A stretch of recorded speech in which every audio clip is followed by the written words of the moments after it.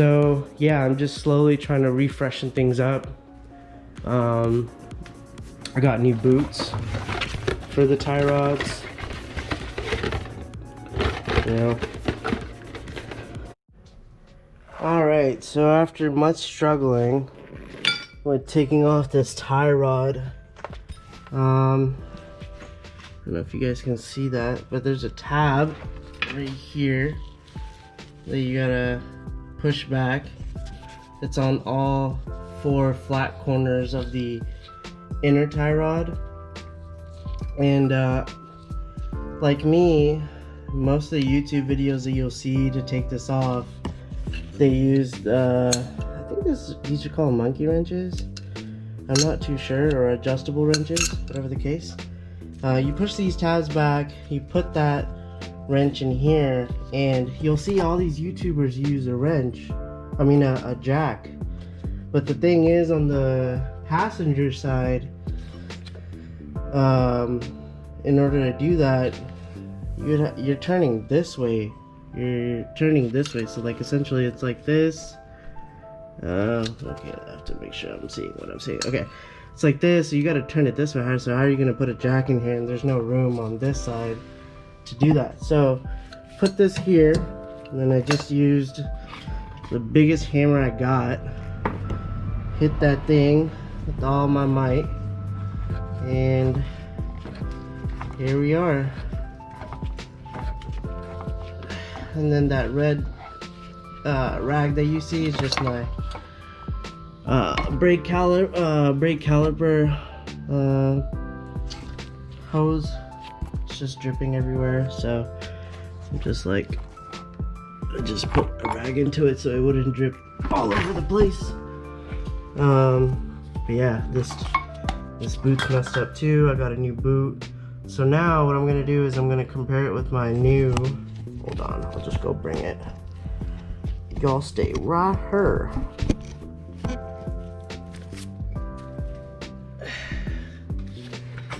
Be right back. Let's see. I'm just gonna adjust it to this for alignment purposes. And then of course I'll get an alignment as well. So yeah, notice how this is a little bit more beefier, not like super noticeable, but it is a lot more beefier than the stock one. A lot of people just use S13 ones, so this is kind of like off of a S14 design, but works with the S13. The thread pitch should be the same either way. This is ISR, inner and outer. So yeah, now I'm just gonna put this back in, or put the new one back in, and put the 5-lug on. 1 down, 3 more to go. What's up, YouTube? So it's the next day. It is September 8th. I recorded a video yesterday and I uploaded it.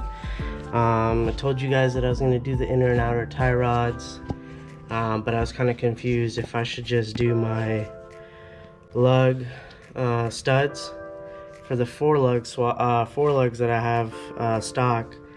But after taking off the knuckle, or like the assembly, I guess, like the rotors and the pads, I don't know if there's like a wheel bearing, and I'm new to this, so even though I worked at Nissan, I didn't really get to do this extensive work, especially work on a 240. This is my first time, so I don't know if there's a wheel bearing in here, but this thing is pretty worn out, and then it has play up and down. So I don't want to go 5-lug right now, just because I wanted to tie everything in. And the only reason I even did the coilovers was because whenever I went to go do the inspection for the car, it was bouncy as hell, man. It was like the driver's side was blown out. And yeah, that's the only reason I put the coilovers on. But so I'm taking off this whole assembly. You're probably wondering why. You're probably like wondering, why don't I just press in the 5-lug adapter or hub.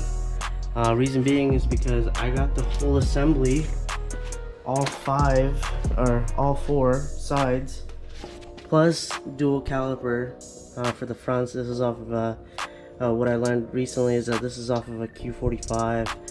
It's dual piston, goes with your stock lines, and you'll be good. I went with this. I think I'm just gonna put this on because the studs are good, the rotor's amazing, or could be better. Not could be better, but better than the condition that I have on the 4-lug. Newer pads are on here, and I also found out by taking this off, this arm is bent on the 4-lug. So I'm glad that I'm changing this out. I'll just show you guys what I'm talking about so I don't sound crazy. It looks like the car must have hit something pretty low and it bent this part out, and it was a complete POS to take off the tension rod nuts because this thing was bent. So I'm glad I'm just doing this now. Hopefully I don't rub when I put the 5-lug wheels on. Let me see if I can even see what I'm doing here, because the tire wheel is pretty high up. But yeah, that's where I'm at right now. This outer tire rod was such a bitch to take out, man. If you're noticing the moistness right here, it's from me spraying WD-40, hammering the shit out of it. I mean, I don't really care for this one because I'm not reusing this because I got the ISR ones, if y'all noticed in the last video. So yeah, I'm pretty much done taking this whole thing off. So I'm gonna replace these tie rods here in just a minute, and put this 5-lug on and go from there. Alright guys, so took off the bottom of the coilover. I don't know if I mentioned that. I did the same thing on the other side. Took off all these arms. This time I didn't have to take off these 2 points of the lower control arm, but I did take off the top one. Again, I'm not really good at naming these. I'm still learning which one's what on a 240. Popped out the axle and got to the last 4 bolts. This thing is barely hanging on. I'm pretty sure if I keep tapping it or if I hammer right in the middle, it'll fall out, and I'll do that, and I'll show you that it comes out once you take off 4 points. So it's like 1, 2, sorry, the lighting's bad too. I'm gonna get GoPro attachments so there's better lighting next time. Take off the caliper in order to take off the rotor. That's pretty much it. So let's do it. Just soft mallet here. Donezo. So what I'm gonna do is, there's a bunch of grime and stuff right here. Clean this off, put some grease in here, and put the 5-lug fitting on there, and then we're good to go.